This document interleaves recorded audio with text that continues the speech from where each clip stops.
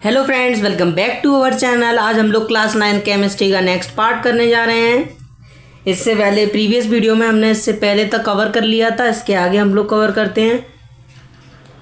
जो उसमें हम लोगों ने बताया था, तो हमारे मटेरियल्स होते हैं उन्हें हम लोग दूसरे प्रोसेस से और कर सकते हैं अलग, जिसमें हमने प्रोसेस का नाम इसमें लिखा हुआ है बुक में, सेंट्रीफ्यूगेशन। ये भी एक टेक्निक होती है। The principle is that denser particles are forced to the bottom and the lighter particles stay at the top with spun rapidly।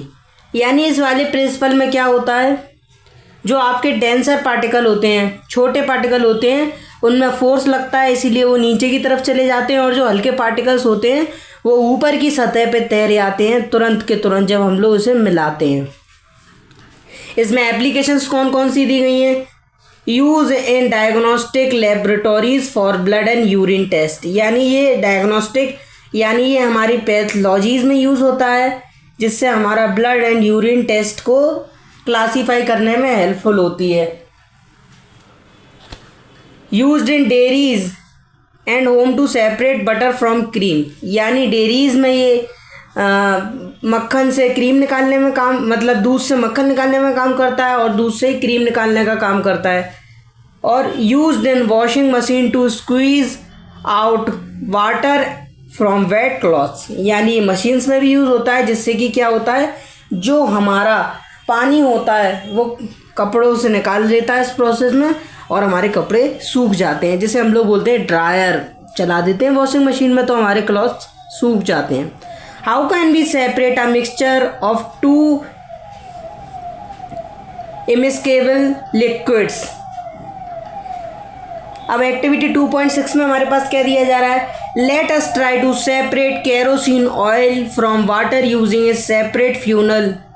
यानी आपको क्या करना है कि आपको केरोसिन ऑयल को अलग करना है हमारे पानी में से। किसकी मदद से? एक फ्यूनल की मदद से। Pour the mixture of kerosene oil and water in separating funnel।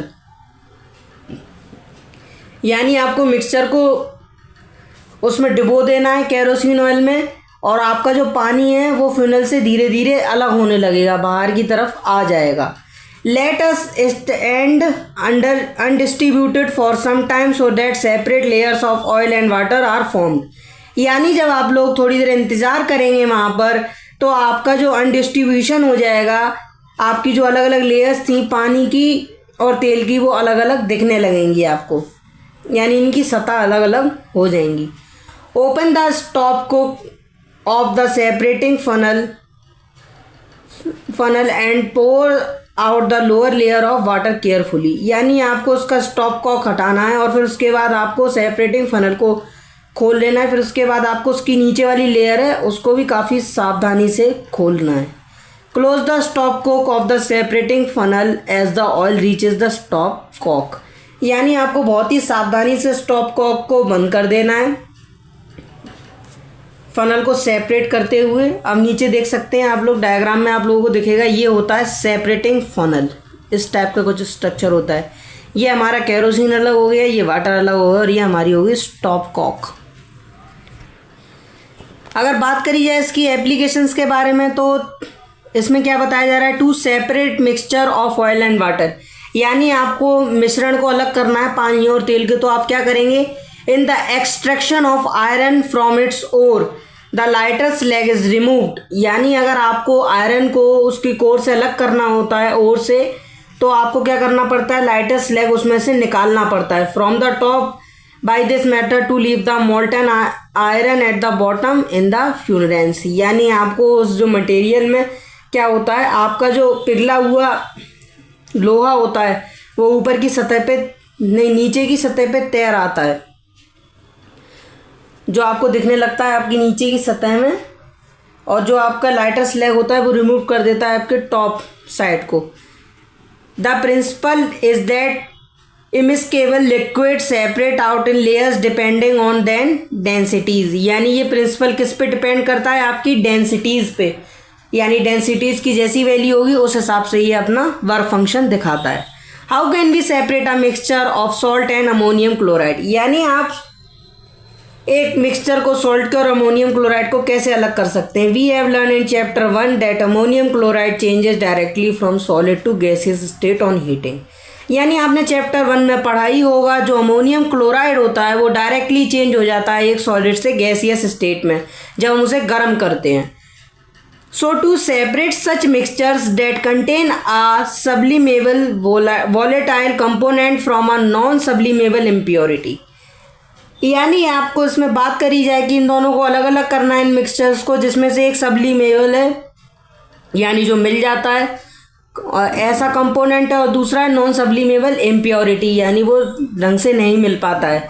Salt in the case, यानी अगर बात करी है नमक के केस में, the sublimation process is used. Some examples of solid which sublime are ammonium chloride, camphor, naphthalene and anthracene।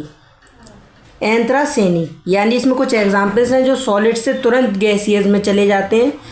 Sublime हो गया, अमोनियम क्लोराइड हो गया, कपूर हो गया, नेप्थलीन हो गया और एंथ्रेसीन हो गया। अगर बात करी जाए नीचे एक डायग्राम है, इसके थ्रू समझने की थोड़ी कोशिश करेंगे। इसमें यहाँ पर हमारा कॉटन प्लग हो गया, ये इन्वर्टेड फ्यूनल टाइप का स्ट्रक्चर हो गया, तो इसमें आपका सॉलिफाइड अमोनियम क्लोराइड है। ये आपके वेपर्स ऑफ अमोनियम क्लोराइड हो गए, ये नीचे हीट करे जा रहे हैं। Mixture of ammonium chloride and salt, यानी यहाँ पे इसका मिश्रण हो गया। चाइना डिश नीचे रखी, इसके ऊपर ये फ्यूनल रखा, फिर उसको हीट कर दिया। इसी प्रोसेस में क्या हो रहा है, separation of ammonium chloride and salt by sublimation, यानी इसी प्रोसेस को हम क्या कहते हैं, सब्लिमेशन के प्रोसेस से हमारा नमक अलग हो रहा है। Is the dye in black ink a single colour, यानी अगर आपकी बात करी जाए जो ब्लैक कलर की डाई होती है क्या वो सिंगल कलर में होती है। बात करिए इसमें एक्टिविटी 2.7 की। Take a thin strip of a filter paper, यानी आपको एक पतली पट्टी ले लेनी है एक फ़िल्टर पेपर की। Draw a line on it using a pencil, यानी आपको उस पर एक लाइन बनानी है अपनी पेंसिल का यूज़ कर।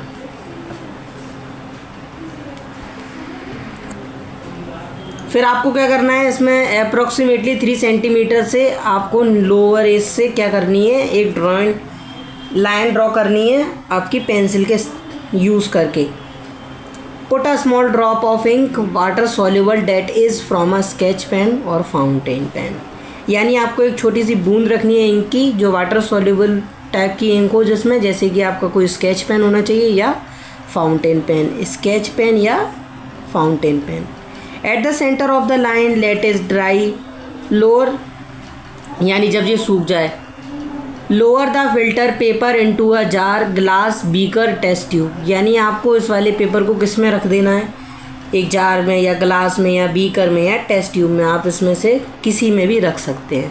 Containing water so that drop of ink on the paper is just above the water level, यानी आपको क्या करना है, उसमें इतना वाटर लेवल रख देना है जिससे कि आप जो पेपर रखेंगे उसके ऊपर इंक की डॉटेड वाला वो उसमें डूब नहीं पाए, उसके ऊपर की सतह पे होना चाहिए। एज शोन इज फिगर 2.8, इस तरीके से आपको कुछ रखना है। And leave it undistributed. Watch carefully as the water rises up on the filter paper, record your observation, यानी आपको केयरफुली देखना है इसमें क्या क्या हो रहा है और आपको अपनी ऑब्जर्वेशन के अकॉर्डिंग इसे दिखाना है। अब इसमें बात करी जाए, इसमें हमारे पास क्या क्या था, ग्लास रॉड थी, पेपर क्लिम्स ले ली हम लोगों ने, जार था, स्ट्रिप ऑफ फिल्टर पेपर, यानी यहाँ पर ये स्ट्रिप हो गई फिल्टर पेपर की, ये हो गया हमारा स्पॉट ऑफ इंक, ये हमारा स्पॉट हो गया इंक का, ये हमारा वाटर हो गया। ये रही strip of paper, line drawn by pencil, line हमने कुछ इस तरीके से बनाई थी यहाँ पे, और ये स्पॉट ऑफ इंक हो गया।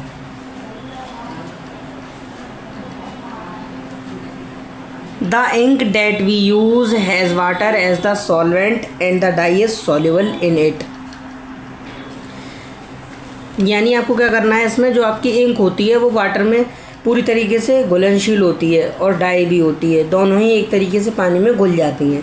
As the water rises on the filter paper, it takes along with it dye particles, यानी जब आप फिल्टर पेपर पे इसे रखेंगे तो आपका जो वाटर होता है वो चारों तरफ से फैल जाएगा और ड्राई पार्टिकल्स तुरंत ही मॉइस्चराइज हो जाएंगे।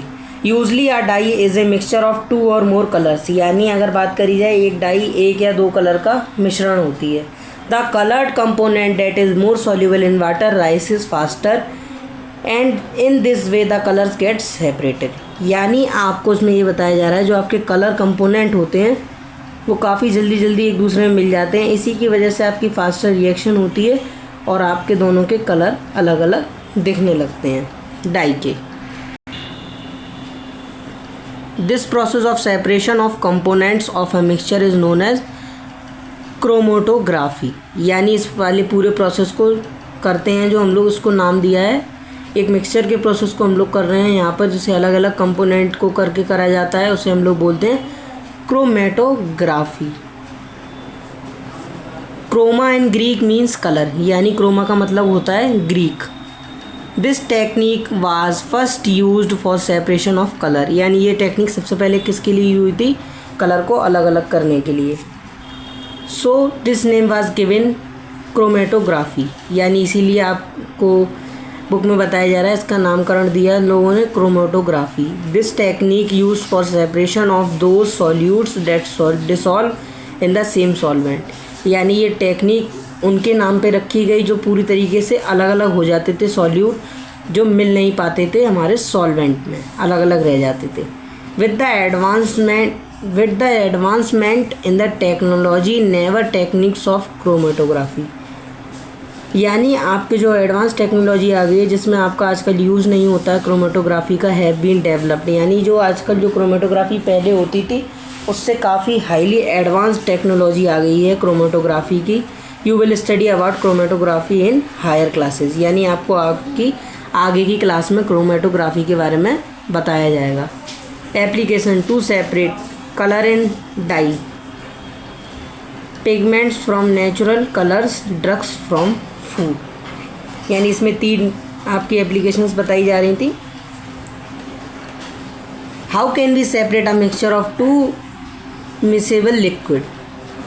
Activity, let us try to separate acetone and water from their mixture. यानी आपको अलग अलग करना है हमारे एसीटोन को वाटर में से जो कि मिक्सचर हैं। Takes the mixture in a distillation flask fitted with a thermometer. यानी आपको उसको डिस्टिलेशन फ्लास्क में ले लेना है इस मिक्सचर को और थर्मोमीटर से कनेक्ट कर देना है।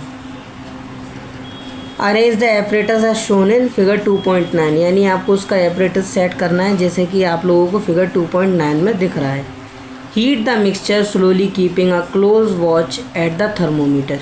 यानी आपको उस मिक्सचर को धीरे धीरे हीट करना है और आपको उसकी क्लोज वॉच को टाइट कर देना है और थर्मामीटर को भी। The acetone vaporises condenses in the condenser. यानी आपका जो एसीटोन है वो धीरे धीरे वेपराइज होने लगेगा और आपका जो कंडेंसेशन होने लगेगा यहाँ पे, जो आपका कंडेंसेशन बनेगा यानी जो आपका प्रोडक्ट यहाँ पे बचता है उसको आप कलेक्ट कर कर आपका जो कंडेंसर है वो आपको मिल जाता है। Water is left behind in the distillation flask. यानी आपका इसमें पानी बच जाता है डिस्टिलेशन करने के बाद में। ये आपका थर्मामीटर हो गया, ये आपका फ्लास्क हो गया, आपने इससे वाटर आउटलेट लगाई, ये हमारी क्लैंप हो गई, ये हो गया water condenser. Mixture of acetone and water, cold water, ये हो गया हमारा एसीटोन, ये हो गया क्लैंप, ये हो गया डिस्टिलेशन फ्लास्क, ये हो गया हमारा थर्मोमीटर। यही पूरा डायग्राम हो गया हमारा separation of 2 miscible liquid by distillation. अगर फ्रेंड्स आप लोगों को मेरा ये वाला वीडियो पसंद आया हो तो लाइक कमेंट सब्सक्राइब शेयर ज़रूर करिएगा। थैंक यू, मिलते हैं नेक्स्ट पार्ट में।